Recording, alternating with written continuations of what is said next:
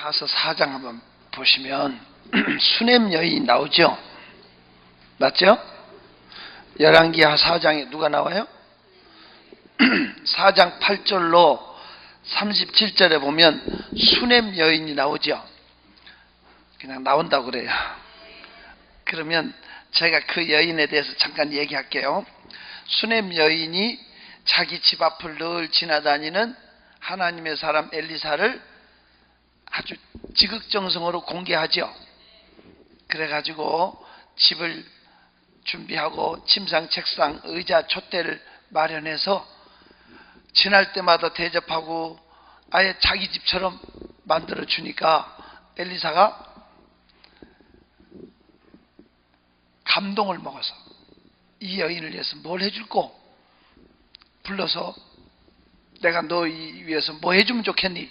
왕에게나 군대 장관에 부탁할 거 있니? 뭐 소원이 뭐니? 그 당시에 엘리사는 왕이 아버지라고 불렀거든요. 그리고 또 영권이 있었고 엘리사가 아람나라 군대 소경 만들기도 하고 도단성에 앉아가지고 다 물리치고 그랬죠. 그냥 그랬다고 그래요.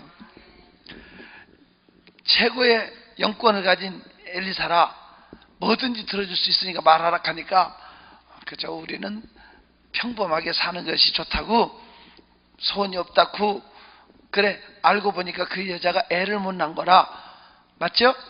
사환에 듣고 불러서 아들을 낳을 거라 했고 그 여자는 애를 낳았죠. 근데 그 애가 저기 자랄 무렵에 곡식 빼는데 나가서 일사병으로 죽어요. 죽으니까 이 부인이 남편한테 하나님의 사람을 찾아가갔다고. 그러니까 남편이 초하루도 아니고 안식일도 아닌데 왜 갑자기 가냐고 물어요. 그런 부인이 애가 죽었다는 소리 안 하고 그저 급한 일로 가갔다고 그래가지고 애를 하나님의 사람 방에다 눕혀놓고 엘리사를 찾아갔어요. 엘리사를 찾아가서 엘리사의 발을 끌어안아요. 그랬어요. 그러니까 엘리사가 얼마나 기가 막혀요.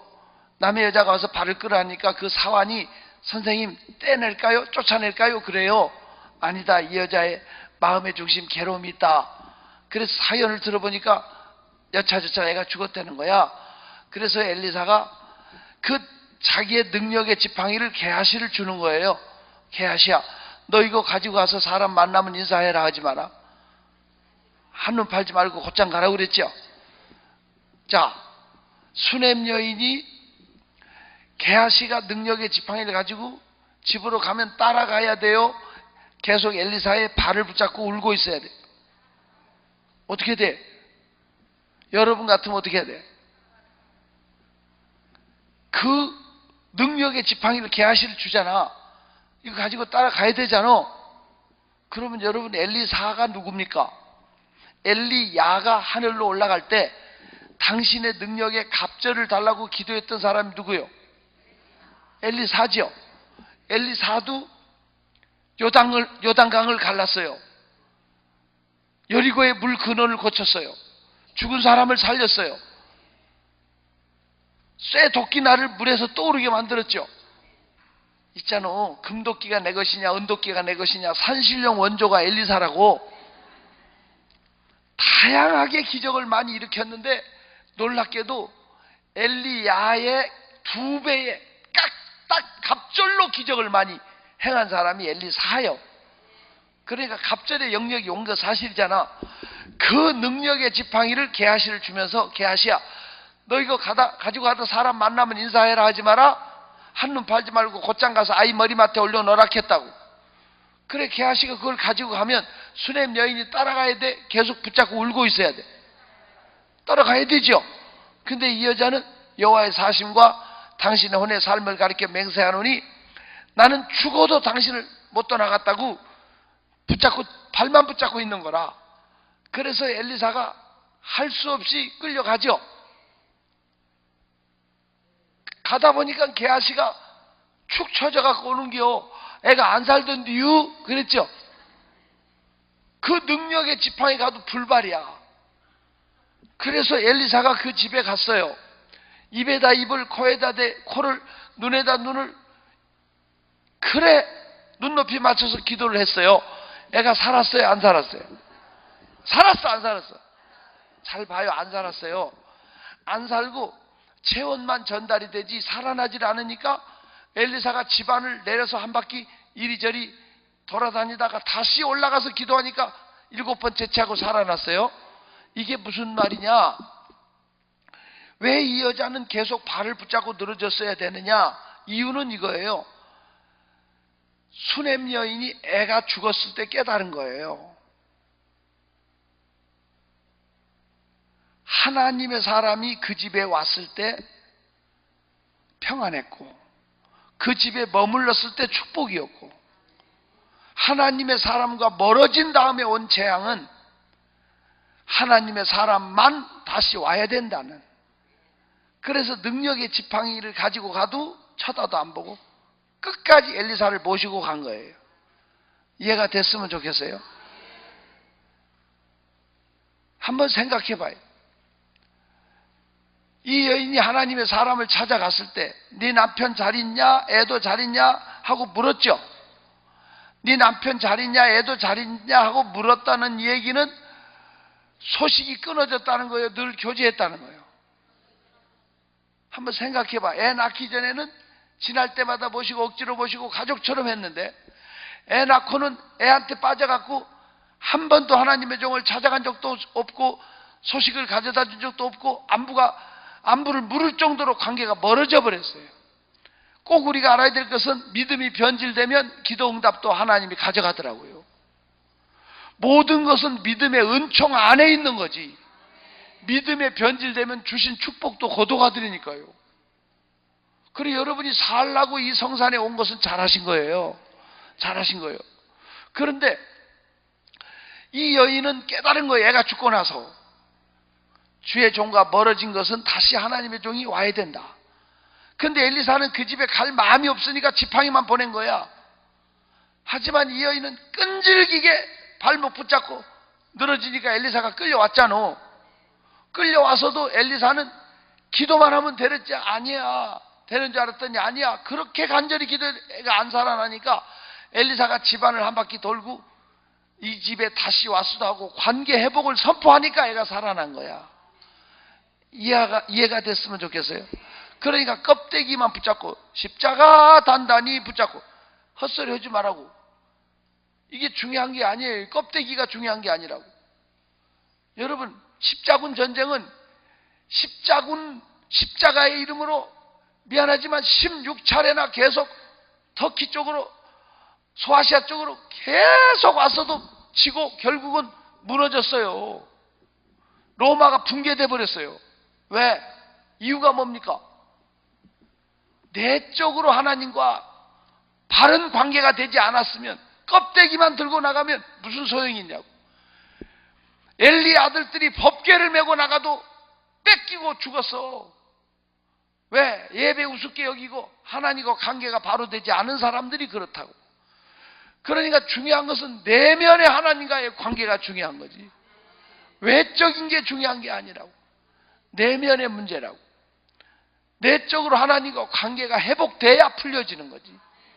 여러분이 내적인 이 문제를 제가 얘기하고 싶은 거예요.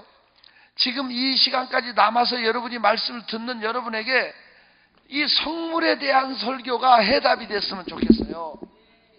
왜 그러느냐 하면, 제가 이 성물에 맺힌 한이 있다고요. 한. 제가 82년도에서 86년도까지 서울 면목동에서 목회를 했어요. 82년도에서 86년도까지 서울 면목 4동에서 교회를 개척해가지고 면목 7동으로 이사를 갔어요. 그 당시에 거기에 동서울 수영장이라는 게 있었고, 거기에 나중에 중랑구청 되고 막 이렇게 했는데, 그 당시에는 황량했죠. 제가 면목 4동에서 개척해갖고 면목 7동으로 이사를 했는데, 그것도 하나님의 기적으로 이사를 했어요. 그 당시에 저는 이제 아무것도 없이 이렇게 개척하고 힘들 때인데, 그 당시에 성도 한 분이 왔어요. 성도 한 분이 오셨는데 새댁 같더라고. 새댁. 교인도 없는데 왔어. 한 성도도 없이 이렇게 개척을 하는데 한 사람이 들어오니까 얼마나 반갑든지 한 1000명 온 것 같은 그런 느낌을 받았어. 아유, 자매님 어서 오시라고. 너무 반가워. 근데 끝나면 인사도 없이 그냥 가버려요. 설교 끝날 때 도망가버려요. 나중에는 내가 설교 끝나고 기도도 안 하고 잡았어요. 그랬더니 사람들이 없어 쑥스러워서 그렇대요. 쑥스러워하는 여자가 배가 자꾸 나오더라고.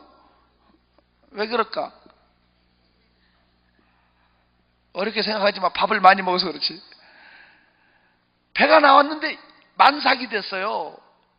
임신 9개월이 된 거야. 그래도 그 가파른 계단 조그마한 건물 2층으로 올라오더라고.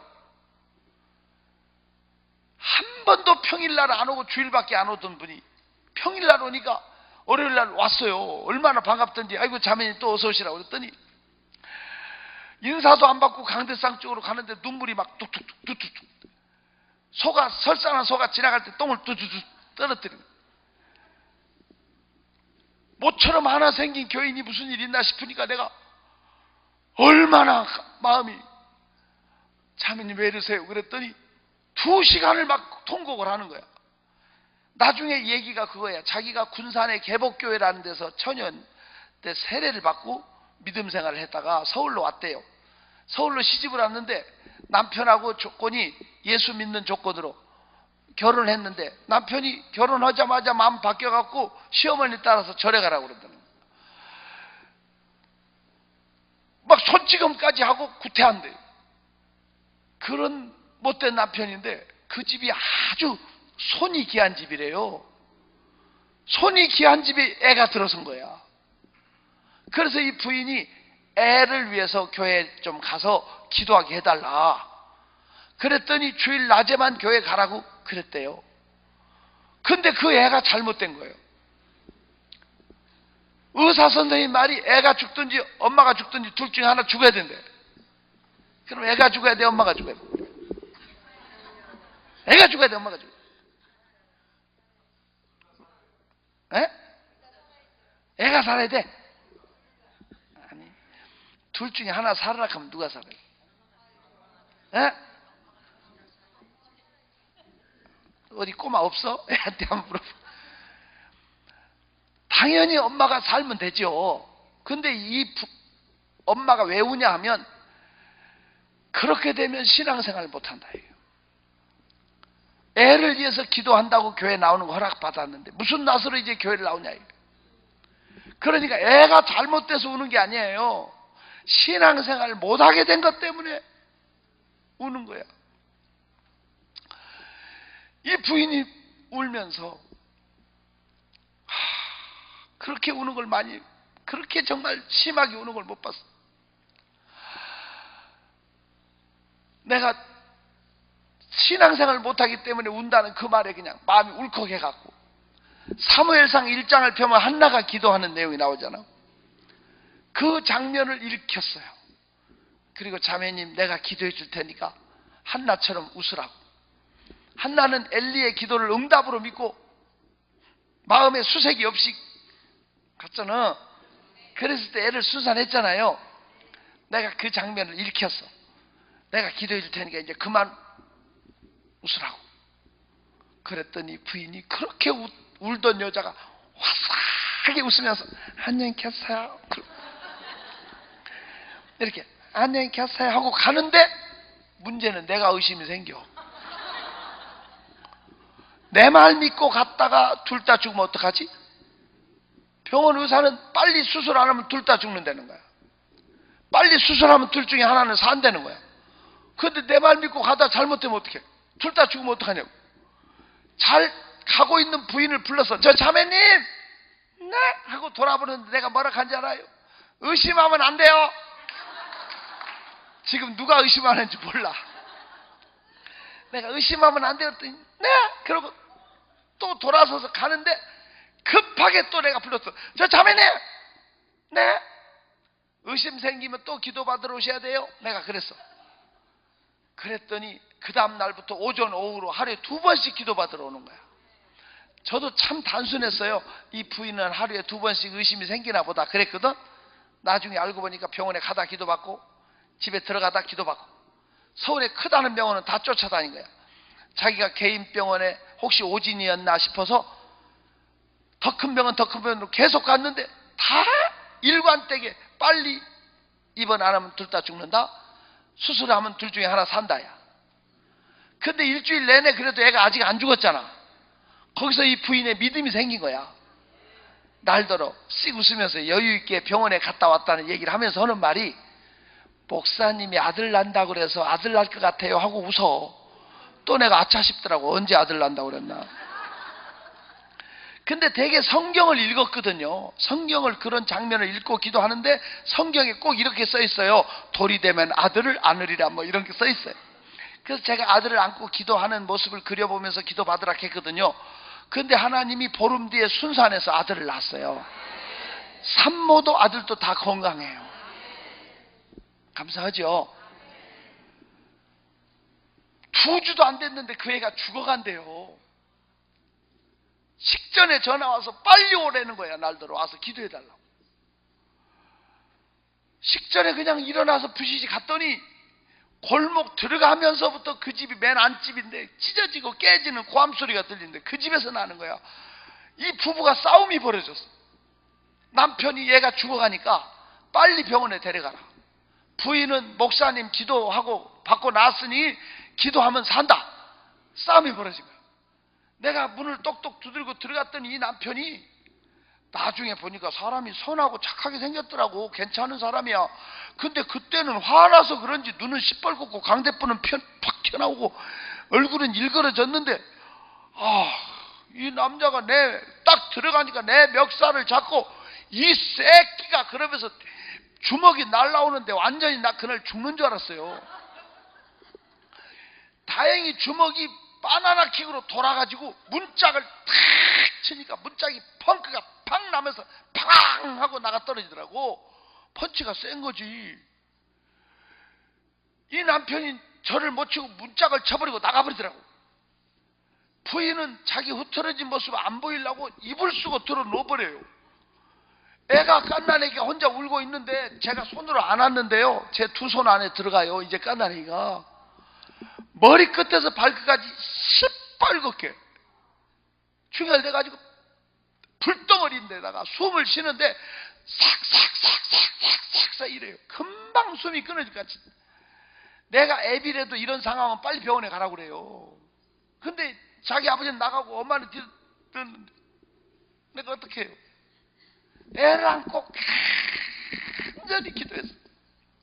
그러고 얼른 놓고 나왔어요. 또 얻어 터질까 봐서.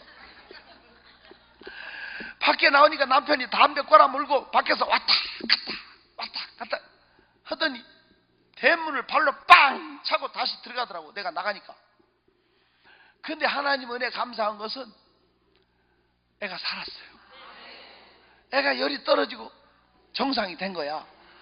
100일 지나고 나니까 애가 이제 건강하게 잘 자랐어. 사람 된 거야. 이 부인 말로 아들 자랑도 할 겸 애를 데리고 동네 슈퍼마켓에 갔대. 동네 슈퍼마켓 갔는데 또래 새댁이 애 이쁘다고 좀 안아보자고.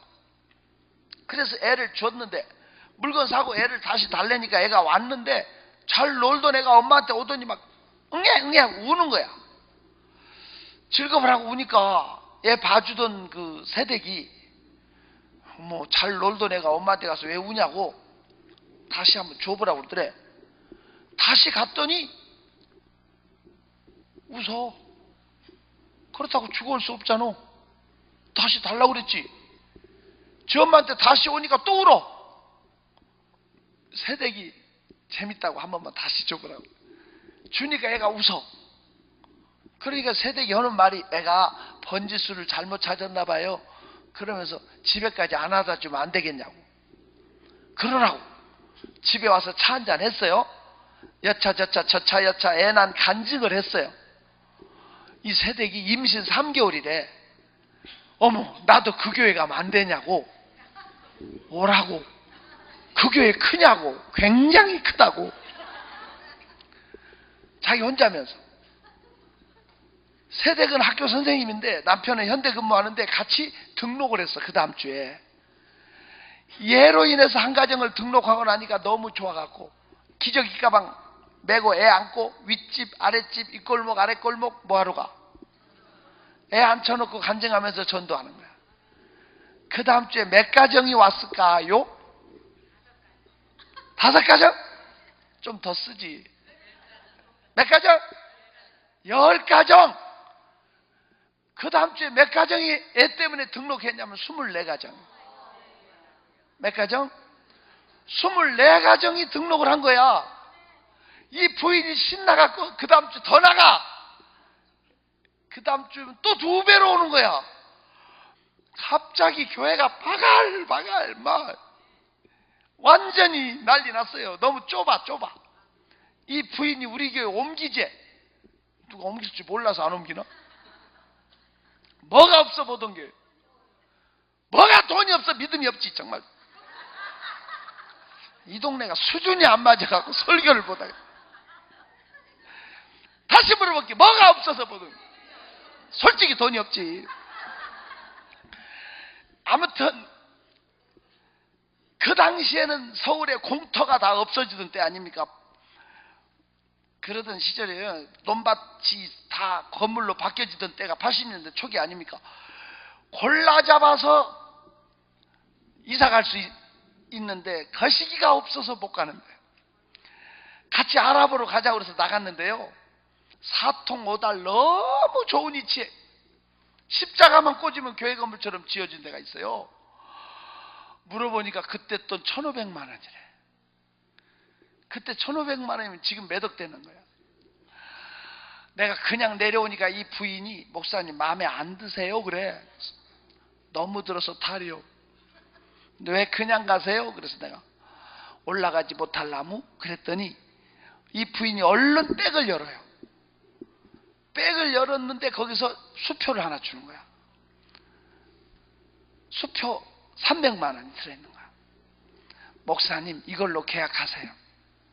잔금은 보름만 두세요. 내 돈 아니니까 얼른 계약을 했어요. 그 부인이 개 탄 돈 500만 원, 친구한테 꾼 돈 500만 원, 뭐 한 돈 얼마 해가 혼자 그 돈을 다 댔어요.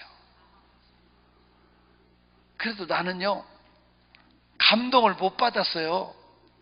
죽을 애기 살렸으니까 이 정도는 하겠지 뭐 그랬어. 내가 남편도 안 믿는데 혼자 얼마나 힘들게 돌려댄지 몰랐어. 교회를 큰데 홀로 옮겼다고 해서 교회가 되는 게 아니더라고. 시설비가 없어. 의자니 뭐니 이게 강단은 아무것도 없어요. 걱정스러운 거야. 주일날 되면 초신자들은 많이 몰려올 텐데 이거 어떡하나. 근데 이 부인이 오더니 목사님 왜 이렇게 계시냐. 대꾸할 기록도 없이 그냥 창밖을 보고 있었더니 한 바퀴 돌고 나가더라고. 그 애기 없고. 한나절 지나니까 두툼한 봉투를 하나 들고 왔어요. 내 눈에는 봉투밖에 안 보여요. 내가 이게 뭐요? 그랬더니 목사님 이거 제 거 하고요 우리 신랑 뱀을 팔아왔어요. 이걸로 시설비 하세요. 눈치가 빨라. 시설비 하라는 거.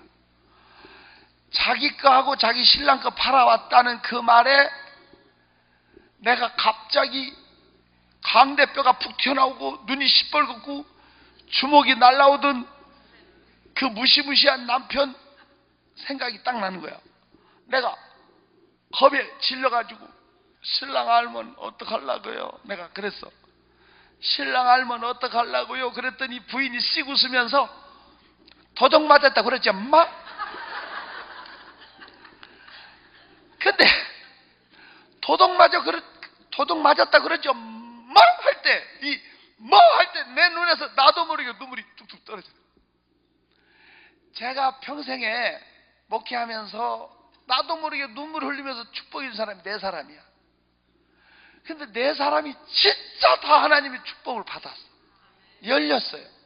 그래서 내가 그런 생각을 늘 해봐요. 하나님의 종을 감동시키면 틀림없이 하나님이 감동을 받는. 주의 종을 감동시키면 틀림없이 열려요. 그런데 주회종 눈에 피눈물 쏟게 하면요, 자식 때까지 막 잘났든 못났든 그를 세우신 분이 하나님이에요. 아무튼 하나님의 종을 감동시키면 열려요. 이건 틀림없어요. 저도 모르게 눈물이 뚝뚝 나면서 기도해 줬거든. 그분 때문에 이제 우리 교회가 부흥이 되는데, 한 주에 최하 20가정씩 등록을 하는 거예요. 그 당시에 한 주에 몇 가정? 에? 한 주에 최하 20가정이에요. 20가정이면 지금은 몇 명 안 돼. 지금은 가족 구성원이 2명, 3명, 4명 그래요. 옛날에는요, 핵가족이라는 시대가 아니었어. 그때는 애도 한 타스씩 낳고 부모님 모시고 3대 살고 그랬다니까요. 그랬어요. 가족 구성원이 적으면 6명, 많으면 13명, 14명 막 그랬다니까요. 그러니까 20가정이면, 가정수로 20가정이면 200명이야, 한 주에. 말이 그렇지, 한 주에 최하 20가정이에요. 많이 등록하면 57가정, 56가정 이렇게 등록을 했어요. 그 당시에는 거기가 동대문구였는데 동대문구 사람들이 다 우리 교회로 몰려든다고 소문났었고, 주일날이 되면 목사님들이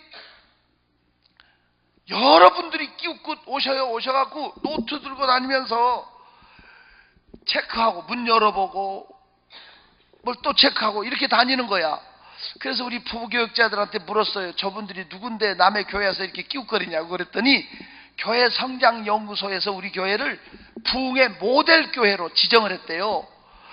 그래서 주일학교는 어떻게 하고 예배는 어떻게 하고 뭐 이런 걸 숙제하러 오는 분들, 숙제, 연구. 저희 교회가 연구 대상이었어요. 진짜 그렇게 그 당시에 연구 대상인 교회는 지금 다 몇만 명 모이는 교회로 성장을 했어요. 근데 저는 그 교회를 나왔어요. 왜 나왔느냐? 성물 때문에. 뭐 때문에? 이게 정말 그 당시에 금요일만 되면 저희 교인들을 전부 삼각산으로 산기도를 다녔어요. 삼각산 기도원으로 산기도를 다녔는데 교인이 많아지고 이제 몇백 명씩 늘어나 버리니까 못 가. 이동할 수가 없어. 차량. 무슨 소리인지 알죠? 그 시절에는 금요철야가 있었어요. 금요철야는 밤새도록 했어요. 그 시절에는 통행금지가 있었고. 기억나요? 밤새도록 철야 기도를 했어요. 밤 10시에 시작하면 새벽 예배까지 계속 철야를 해야 돼. 중간에 나가면 또 잡아가고. 그 시절엔 그러니까 의당 한 주에 한 번씩 철야 기도를 날밤을 샜어. 그런 철야 기도 해본 사람 손 들어봐. 봤네. 그 시절에는 그래도 거뜬하다고 그랬어, 사람들이. 의당 그러는 줄 알았고. 그런데 바로 그 시절에 문제가 생긴 거야. 어떤 문제? 그 동네가 면목동이야. 면목동이 어떤 동네냐면 면목 없는 사람들이 사는, 가난하고 어려운 서민들이 많이 살아. 하루 벌어 하루 사는 사람. 이렇게 되니까 밤새도록 기도하면 동네 사람이 잠을 못 자. 교회에다가 술병 던지고 유리창 깨고 소리 지르고 파출소에서 오락가락하고, 교회가 성령의 불이 붙으면 밖에서는 전쟁이 나. 동네 사람들한테도 이게 못할 짓이라고. 그래도 생명줄인데 기도 불을 끌 수가 없잖아. 기도 불을 끌 수가 없어. 그래서 제가 방법을 찾은 게 서울 외곽에다가 수양관을 지은 거예요. 수양관을 급조했어요. 땅을 사서 지었어요. 그걸 짓고 관광버스들을 쫙 동원해가지고 교인들을 수송해갖고 금요일만 되면 수양관에 가서, 그 시절은 왜 그렇게 기도하고 싶었던지 밤새도록 기도하고 목이 다 새가지고 목소리도 안 나와. 그렇게 오면 후련해. 그 면목동에서 기도를 못 오니까 수양관을 그렇게 지은 거예요. 잘했죠? 근데 그때 무슨 일이 생겼냐면, 수양관을 짓는데 돈이 많이 들어갔어. 빚을 많이 졌어요. 근데 교회가 부흥되니까 금방 다 갚아버리더라고요. 근데 제가 목회 경험이 없어가지고 교회 짓는데, 수양관 짓는데 필요하니까 제가 친척이고 어디고 막 돈을 끌어댔어요. 그때 500만 원이면 큰 돈이었거든요. 제가 친척한테 500을 꾸어다가 됐는데, 우리 재정부에서는 자기들이 꾸은 돈은 다 갚았는데 목사가 꾸은 돈을 안 갚아주더라고. 아침 저녁으로 전화통에 불이 나요. 돈이 사람을 정말 비참하게 하더만요. 막 개쌍 막 소리 지르고 욕하고, 전화통 소리가 벼락소리로 들리고 무서워서 전화를 못 바꿨어요. 돈이 사람을 너무 비참하게 만들어. 내가 교회 앞에 서서 그랬어요. 여러분, 목사가 물질적으로 압박을 받으면 어떻게 살찐 꼴로 성도들에게 베풀 수 있냐. 사도행전 6장에 재직들을 왜 세웠냐? 목회자로 기도하고 말씀 전하는 일에 전무하도록 돕는 일이 당신들이 하는 거 아니냐? 당신들은 꾸온 돈 싹 갚고 왜 목사가 꾸온 돈 안 갚아주냐? 내가 전화할 때를 못 받겠다. 내가 교인들 앞에 호소했어요. 그랬더니 그날 밤에 교회 나온 지 2달밖에 안 된 고영단 성도라고 하는 분이 500만 원을 가지고 저희 집에 왔어요. 목사님이 빚이 있어 되겠냐고, 이 돈 갖다 빚 갚으라고. 그때 500만 원이면 지금 5천만 원이 뭐요? 얼마나 돼? 큰 돈일 거예요. 한 35, 6년 전이니까. 그래요, 안 그래요? 그냥 그랬다 그래요. 그때 500이 가지고 왔는데 만져보기도 힘든 큰 돈이야, 그 돈이. 근데 그 남편이 사우디가 있었거든요. 그 더운 나라 가서 돈 벌어서 보내준 거 교회에다 헌금해 버리면 남편 오시면 어떡할 거냐, 내 말이. 그랬더니 남편이 보내준 돈은 하나도 안 건들고 은행에 있대. 이건 자기가 부업을 해서 번 돈이라 괜찮대. 감사 안 감사? 제가 그 돈 500만 원을 들고 교회 앞에 서갖고 흔들었어. 여러분, 고영단 성도가 현찰로 500만 원 헌금했습니다. 여러분, 제가 빚 갚으러 갑니다. 고영단 성도를 위해서 기도해 주십시오 하고 교회 앞에 흔들었어. 식전부터 여기저기 전화가 와. 신집사라는 분이 제일 먼저 전화했어. 목사님 500만 원 있지요? 그래. 있어 없어? 있어 없어? 왜요? 그랬더니 자기네 회사 어음으로 좀 바꿔달래. 빚은 어음으로 갚아도 된대. 자기네 회사 어음은 절대 안전하대. 바꿔줘요 말아요? 바꿔줘 말아. 참고로 나는 착해. 겉옷을 요구하면, 억지로 오리를 가게 하면, 오룻밤을 치면, 그러면 내가 바꿔줬겠어? 안 바꿔줬겠어? 참고로 나는 착하다. 바꿔줘 말아. 에? 본인 같으면 바꿔줘 안 바꿔줘? 에? 제가 바꿔드릴게요 그랬어요. 제가 만약 그때 성물을 알았더라면, 집사님 레위기 22장 3절을 보십시오, 레위기 22장 16절을 보십시오만 했더라면, 참 돌팔이 목사가, 여러분 돌팔이 의사한테 몸을 맡길 사람 손 들어봐. 돌팔이도 용해요. 때로는 사람도 잘 살리고 잘 고쳐요. 가끔 생사람 잡아서 그 문제지. 돌팔이한테 몸 맡길 사람 손 들어봐. 돌팔이 의사는 사람 죽일 수 있어. 그런데 돌팔이 목사는 더 나빠. 영원히 지옥까지 끌고 갈 수 있어요. 돌팔이 의사보다 돌팔이 목사가 죄가 더 커. 제가 돌팔이 목사였다고요. 얼마나 열심만 있었지 아무것도 몰랐어. 젊은 목사가 바꿔드릴게요 그랬거든. 5분도 안 돼 또 김 집사가 전화 왔어. 목사님 500만 원 있지요? 그래. 있어 없어? 있어 없어? 아직은 있어. 왜요? 그랬더니 몇 시에 빚 갚으러 가냐. 아니 왜요? 그러니까 자기 자가용으로 모시고 하겠대. 그 당시에 자가용은 귀했어요. 더군다나 면목동에서는 진짜 귀했어요.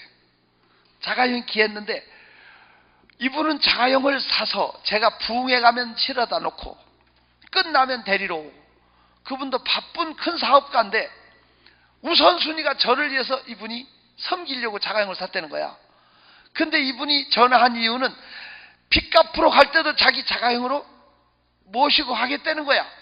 그래서 내가 신집사 어음 바꿔준 다음에 갑시다 그랬더니 깜짝 놀라는 거야. 누가 요새 어음으로 빚을 받냐? 신집사가 괜찮다고 그러던데요. 더군다나 신집사님 내 어음은 더 안 된대. 아니 왜요? 자기는 꼭 된다고 그래서 4번이나 띠겼대. 그렇게 신집사가 입담이 좋아. 설득력이 좋고. 그런 분도 몇 번 띠겼다고? 목사님 그거 바꿔줬다가는 사람 잃고 돈 잃고 절대 안 된대. 그럼 어떡하지? 신집사 오기 전에 빨리 가버리지. 이분이 자가용으로 오니까 더 빨리 왔어. 내 손을 잡고 끌어. 아니 약속했는데 어떻게 가냐고. 목사님 그거 바꿔줬다가는 사람 잃고 돈 잃고 절대 안 된다고 막 울면서. 그래서 가서 갚아버렸어요. 잘했군. 아멘보다 더 부드럽게 나오네. 그런데 문제는 그날부로 신집사 이마에 뿔이 났어. 예배 태도가 불량해지고 가만히 앉았다 가고 그런 거 있잖아.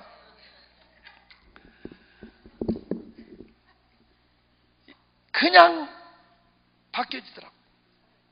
그때 이제 처음으로 저희 교회에서 선교사를 파송을 했어요. 정식 파송 예배를 드리고 주일날 재직들을 모았어요. 재직들을 모아놓고 내가 우리 엄성교사님 파송했는데 그 나라 물가나 형편 이런 거 봐가지고 선교비를 책정을 해서 많이 보내드립시다. 이런 얘기를 하는데 신집사가 뜬금없이 손을 들더니 목사님 500만 원 갚았어요? 하고 물어. 그래서 갚았다고 그랬더니 영수증을 내놓으래. 그래서 내가 친척한테 꼬은 거라 올 때나 갈 때나 그런 거 없이 갖다 줬다 그랬더니 영수증도 없는데 돈이 왔다 간 걸 어떻게 하냐? 그러면 내가 가서 영수증을 받아오겠다 그랬더니 영수증은 가짜로도 얼마든지 만들 수 있대. 왜 이렇게 이분이 그런지 알지. 그렇다고 교인들 앞에 너 어음 안 바꿔줘서 그렇지 그럴 수 있어?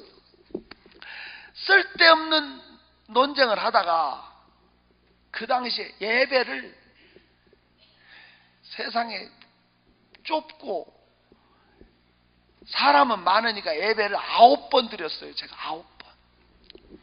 주일날 몇 번 들었다고? 자기들은 재직에 끝나고 가면 돼. 나는 바로 이어 또 예배 드리러 가야 돼. 내가 그랬어요.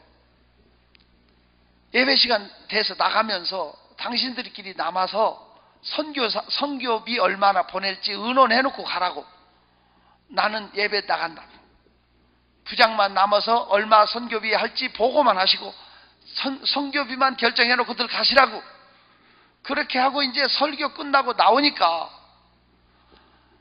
우리 재정부장이 서 있어. 왜?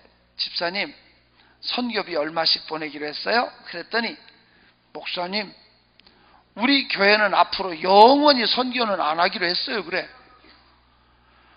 지금 무슨 소리 하냐고. 교회가 선교를 위해서 존재하는 기관인데 영원히 선교를 안 하다니 그게 무슨 소리요? 그랬더니 그러니까 말이에요. 목사님 계실 때는 다 목사님 말씀에 순종했잖아요. 그런데요, 목사님 나가시고 나니까 목사님 신집사 공장에서 일하는 집사가 10명인데요.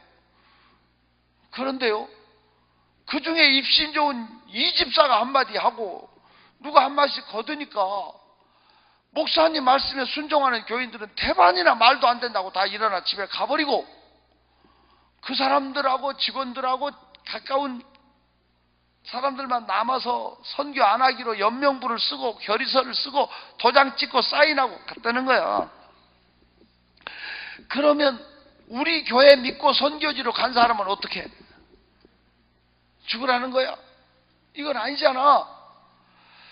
제가 주일날 그 다음날 새벽에 이제 강대상에 엎드리면 성도들을 명단을 놓고 기도를 하는 거야. 쫙 기도를 하는데 몇 교구 누구누구 이렇게 기도를 하잖아요. 그런데 아무개 교구 몇 구역 그 구역장이 신집사 부인이 윤집사라고 구역장이야, 구역장. 그 구역을 기도하려고 손을 딱 집었거든요. 나는 깜짝 놀랐어요. 손을 딱 집었는데 기도가 안 되고 괘씸하고 미운 생각이, 괘씸하고 미운 생각이 드니까 내가 얼마나 실망을 해버렸는지 강대상의를 왔다 갔다 하기를 몇백 번 했어. 마음을 식히려고. 내가 이거밖에 안 되냐 이거야. 원수까지도 사랑하라고 그랬는데 성도를 위해서 기도하려니까 미운 생각이 들면 어떡해요. 이거밖에 안 되냐고. 내 미운 마음 좀 없애주시고 하나님 성도를 위해서 기도하는 목자 되게 해달라고 왔다 갔다. 다시 무릎 꿇으면 또 미워, 또 무릎 꿇으면 또 미워. 결국은 보따리 싸가지고 오살리 기도원으로 올라갔어요. 물도 안 마셨어요. 한 주간 동안 생명 걸고 기도했어요. 하나님 참 목자 되게 해주세요. 성도를 사랑하는 목자 되게 해주세요. 성도를 위해서 기도하는 목자 되게 해주세요. 한번 따라합시다. 성도는 더 크게, 성도는 더 크게, 성도는 목자의 기도를 먹고 산다. 더 크게, 성도는 목자의 기도를 먹고 산다. 잘 들어요. 여호수아는 하늘의 태양을 멈추게 했어요. 여호수아는 요단을 갈랐고 여리고를 무너뜨렸어요. 여호수아는 가나안 7족속을 이기고 가나안을 정복했어요. 여호수아는 백전백승의 무적의 사람이에요. 그럼에도 불구하고 그런 여호수아 아래도 모세의 손이 올라갈 때만 이겼어요. 뒤에서 기도하는 모세의 손이 내려가면 여호수아라도 졌어. 맞아, 틀려? 한번 생각해봐. 여러분, 다윗은 하나님 마음에 합한 사람이야. 다윗은 하나님 마음에 합한 사람이고 늘 하나님과 영적인 깊은 대화를 나눴어. 전쟁에 가리니까 말리니까 수없이 하나님과 동행한 사람이라고요. 그런 다윗이라도요, 하나님이 중요한 말씀을 하실 때는 직접 그에게 하지 않고 나단 선지자를 통해서만 했어요. 알아듣기를 축원합니다. 성도들이 아무리 기도를 많이 하고 아무리 영빨이 있어도 하나님은 강단에 세우신 주의 종의 입술을 통해서 말씀 주시는 거예요. 하나님은 당 시대마다 세운 종들을 통해서 일하십니다.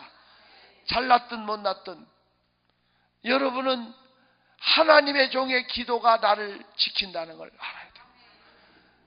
하나님의 종의 기도가 영적인 울타리라는 것을 아십니까? 나를 위해서 기도하는 목자가 있다는 것보다 더 큰 축복이 어디 있습니까? 수많은 사람들은 목자 없는 양같이, 미안하지만 그러니까 이리때가 덮치는 거예요. 우리 안에 있는 양은 안전합니다. 나를 위해서 기도하는 목자가 없고 요즘에는 큰 교회 뒷자리에 앉았다가 등록도 안 하고 등록하라면 그냥 도망가. 이게 슬퍼. 십자가 안 지려고 그래. 그 주일날 안 잊어버리고 교회 나오는 것도 기적이야. 저희 같은 시골 교회도 경기도 광주인데 주일날 한 100여 명은 모르는 사람, 등록하라면 도망갈 사람, 그냥 구경하고 가는 사람들이 있어. 슬퍼. 언제까지 그렇게 살 거냐고. 언제까지. 이거 아니에요. 나를 위해서, 내 가족, 내 자녀를 위해서 이름을 불러가면서 기도해 주는 목자가 있다. 이건 축복이에요. 나를 위해서 기도해 주는. 내가 그걸 알거든. 다시 따라해. 성도는 목자의 기도를 먹고 산다. 근데 내가 목자로서 기도해야 되는데 기도가 안 나오고 미운 생각이 들면 되겠냐고. 그래서 제가 오살리 기도는 3주간 금식을 하면서 하나님 참 목자 되게 해주세요. 성도를 사랑하는 목자 되게 해주세요. 제 속에 미운 감정 좀 없애주세요. 생명 걸고 기도했어요. 그리고 주일날 다시 새벽에 강대상에 올라갔어요. 가서 이제 또 박 집사, 김 집사, 최 집사 이렇게 손으로 짚어가면서 구역별로 교급을 기도를 한단 말이에요. 그래 기도를 하는데 아무개 구역 신집산에 기도하려고 이 손을 딱 집었는데 부인 구역장이 딱 나오는데 그렇게 그 집 위에서 기도하고 미운 감정 없애달라고 와서 다시 손을 딱 집었는데 여전히 미워. 금식하고 왔어도 미운 마음이 하나도 안 없어졌어. 얼마나 내 자신에게 실망을 해버렸던지. 제가 그 교회를 2주 만에 사표를 냈어요. 한 주에 최하 20가정이요. 수십 가정씩 몰려왔지만 동대문구 사람들이 다 몰려온다고 소문났지만 저는 그 교회를 나왔어요. 마지막 송별 설교를 하고 이 중간 통로로 나가는데요. 나는 초상집도 그렇게 심하게 우는 걸 본 적이 없어요. 사람들이 막 의자를 치고 막 응응 울어 통곡을. 그러거나 말거나 나는 간다고 이렇게 나서는데 두 사람이 절대 못 가십니다 하고 나와서 가로막아. 가로막으니까요. 가지 말까? 가지 말까? 제가 개척한 교회거든요. 누가 나 등 떠밀고 나가라고 밀어낼 사람도 없고 내가 가기 싫으면 안 가면 되는 거야. 근데 나도 모르게 가지 말까? 이런 생각이 드는데 눈이 딱 돌아서 누가 봐줘. 누굴까? 그 어려운 걸 어떻게 알았어? 신집사가 저쪽 끝에 두 번째 줄에 앉았는데 그 가족들과 함께 앉았는데요. 안 우는 사람 한 사람도 없어요. 그 가족들까지 다 울어. 근데 신집사는 딱 앉아가지고 앞만 째려보고 있는데 그 경직된 얼굴이 하나도 안 변하고 딱 있는데 완전히 주민등록 사진이에요. 그 경직된 얼굴을 보는 순간에 무슨 생각이 드냐면 가야 된다는 생각이 들어요. 그래서 두 사람을 사정없이 내치고 그냥 가는 거야. 몇 발짝 못 가서 태반이나 되는 교인들이 나를 겹겹이 에워싸면서 절대 못 간다고 울면서 가로막네. 또 마음이 약해진가 고개가 옆으로 돌아가. 옆모습도 주민등록 사진이요. 기어이 제가 그 교회를 빠져나왔어요.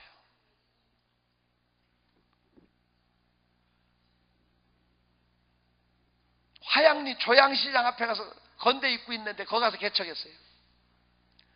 면목동 교인들은 또 놀러도 못 오게 했어요. 그게 목회 윤리인지 알고 개척한. 밤에 500만 원 가지고 왔던 교회 나온 지 2달밖에 안 된 그 고영단 성도라고 하는 분이 찾아왔어. 근데 괜히 은인 같아. 박절할 수가 없더라고. 아유, 자매님 어서 오세요. 그랬더니 우리 집에 와서 하루 종일 우리 애들 봐주고 소톱소지까지 다 하고 미주알 고주알 저쪽 교회 얘기 다 해.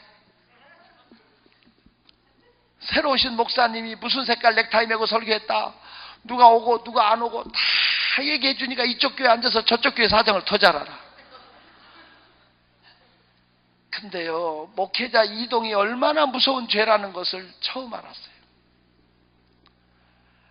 150가정 이상 교인이 떨어졌으면 한번 생각을 해봐요.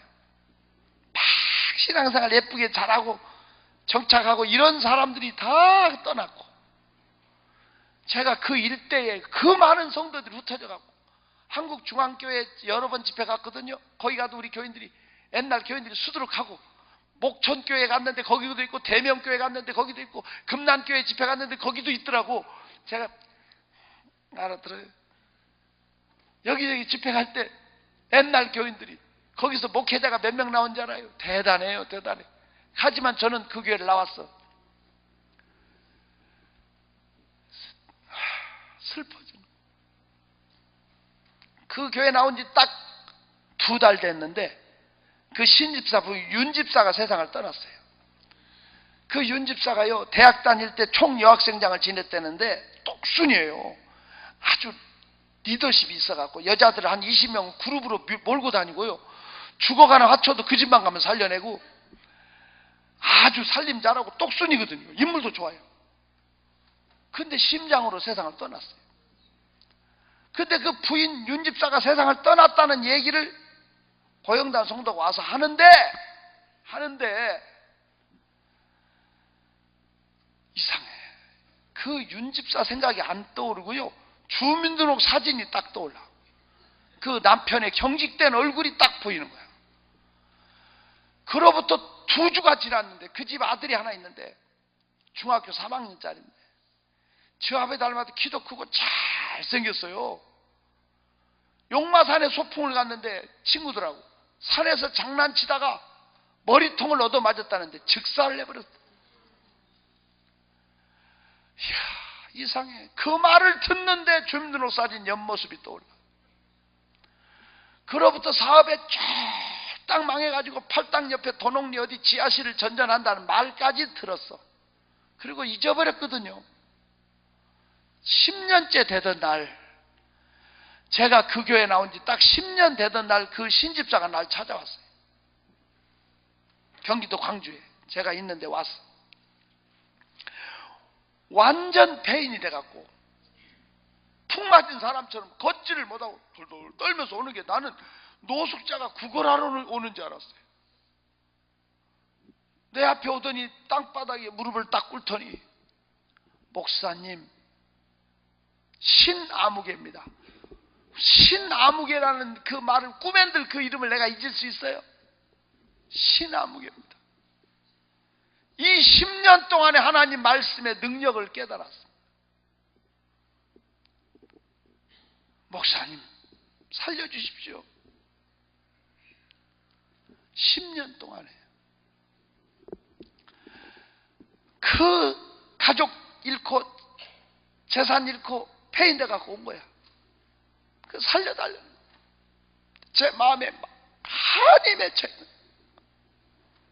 내가 성물만 제대로 알았더라면 그렇게 좋은 가정을 망칠 수 있겠냐고. 오늘날 수많은 사람들이 신앙생활 하면서요, 성물에 대해서 너무 우습게 여겨요. 이해를 못해요. 그냥, 여러분, 11조하고 구원하고 상관이 있어요, 없어요? 우리는 어려서 이렇게 배웠어요. 11조는 구원하고 상관없다. 11조는 축복받는 거다. 이렇게 배웠어요. 11조하고 구원하고는 상관없고 11조 안 해도 천국 간다. 이렇게 배웠어요. 나도 그렇게 알았고 그렇게 가르쳤어요. 그런데 양심선언을 하는 거야. 이제 목사가 돼서 성경을 알아갈수록 이게 아니다. 어쩌면 11조하고 구원하고 이렇게 깊은 관계가 있는지 몰랐어. 이건 내일 아침에 얘기해 주려고. 11조하고 구원하고 관계가 있어요. 멋있대. 사랑제일교회 정광훈 목사님이라고 집회를 갔더니 그분이 화끈한 분들, 맞다고. 목사님, 나 이제 진리를 깨달았으니 나도 이렇게 전해도 돼? 그러시더라고. 멋있는 분. 아무튼 존경하는 성도 여러분, 우리 하나님 말씀, 진리를 알지니 진리가 너희를 자유케 하라고 그랬어요. 말씀 안에 섭시다. 말씀 안에 바로 믿읍시다. 알고 믿읍시다. 하나님 말씀이면 우리가 떨고 받아들였으면 좋겠고 살아서 돌아갔으면 좋겠어요. 이해할 수 있기를 축원합니다.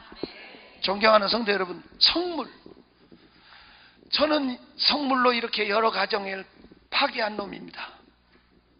그래서 우리 교회 장로님 한 20분이 저를 찾아왔어요. 법인 카드를 하나 주면서, 목사님 부흥회 많이 다니시지 말고 여행도 좀 다니고 사모님하고 가족도 좀 챙기시고 여유롭게 사세요.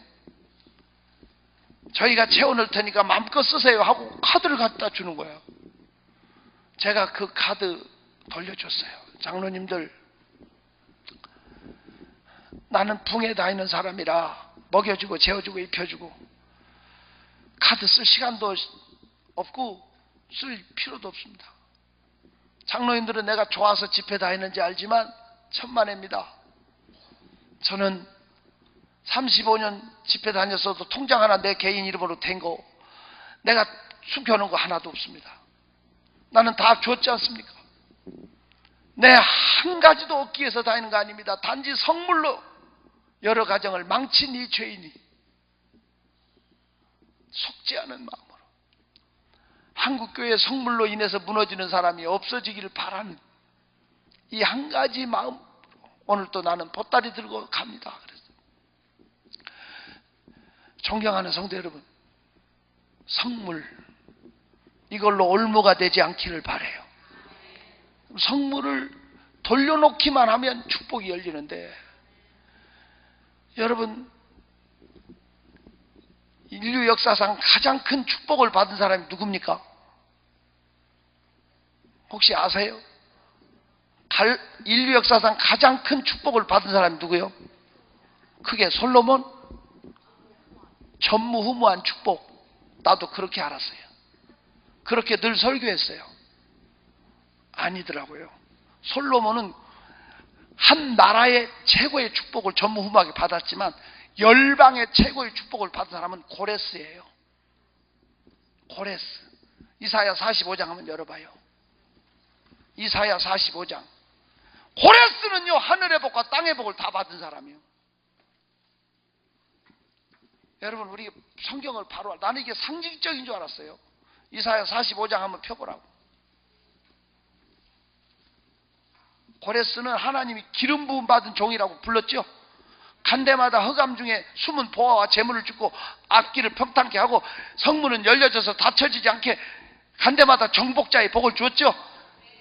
그래 안 그래? 인도에서 구스까지 126도를 다스리고, 여러분 팔레스타인 조그만한 왕국의 솔로몬이 아니라니까.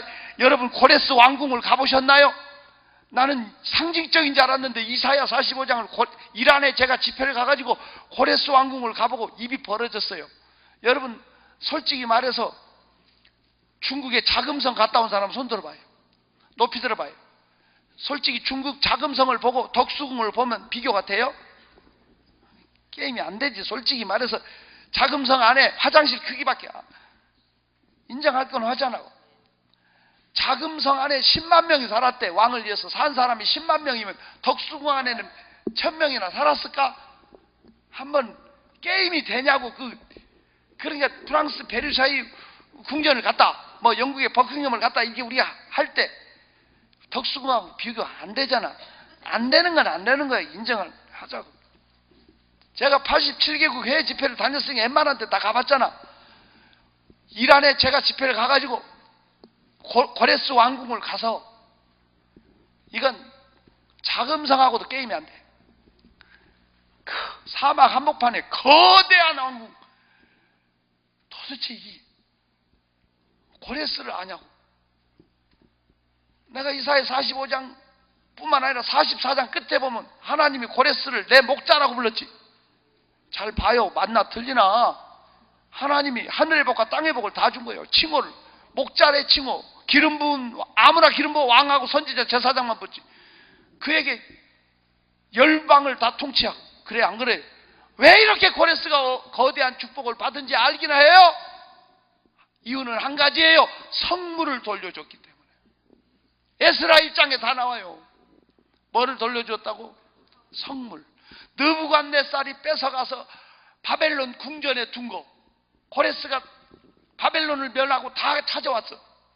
그걸 이스라엘의 성전으로 다시 보내준 사람이 고레스야. 에스라 1장 7절에 보면 숫자까지 다 파악해서 보내줬어요. 그뿐이 아니야. 이스라엘 사람 해방시켜주고 성전 지으라고 돈도 보내줬어요. 그랬어? 안 그랬어요? 하늘의 하나님께서 자에게 세워주고 복을 줬다고 고백을 했어요. 우리가 지엽적인 거 말고 진짜 위대한 축복은 성물을 돌려줄 때 오는 거야. 알아듣기를 축원합니다. 좀 큰 그릇으로 하나님 앞에 쓰임 받았어. 자, 이사야 45장 1절하고 3절까지만 읽어봐. 큰 소리로 시작.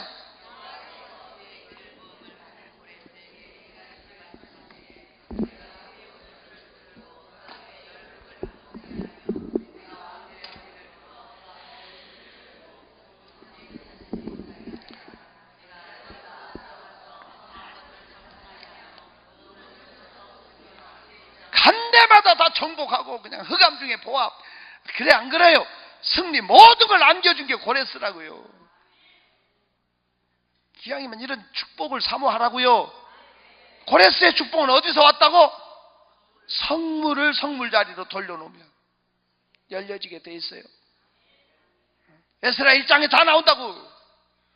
말씀이 내 안에 새겨지기를 축원합니다. 말씀 안에 서라고. 어느 정도 성경을 아는 사람들이 이해가 될 거 아니요? 옆에 사람 인사해. 고레스의 축복을 받읍시다. 고레스의 축복. 성물을 돌려놓으면 받아. 계속 새 나가는데 고집 피우지 말고. 저는 성물 때문에 여러 가정을 망친 죄인이라 오늘 또 속지 않은 마음으로 목이 이렇게 항상 출장 가 있어요. 단 하루도 설교 몇 번씩 하는 날이 없었습니다. 하지만 회개하는 마음이 여러분 앞에 호소하는 거예요. 성물을 우습게 여기지 마십시오. 성물 자리로 돌려놓으십시오. 그러면 열려집니다. 자손들까지 열려집니다. 이번에 하나님께서 여러분과 나를 사랑해서 이 자리에 보내셨고 성물로 회개하고 할 수만 있거든 성물로 십자가 교회 세우고 하나님의 교회 세워지면 얼마나 큰 축복이 될까. 여러분을 위한 집회가 되기를 축원합니다. 이제 두 손 들고 기도해요. 내일 더 만나게 두 손 들고 하나님 나 좀 살려주세요. 내가 혹시 나도 모르게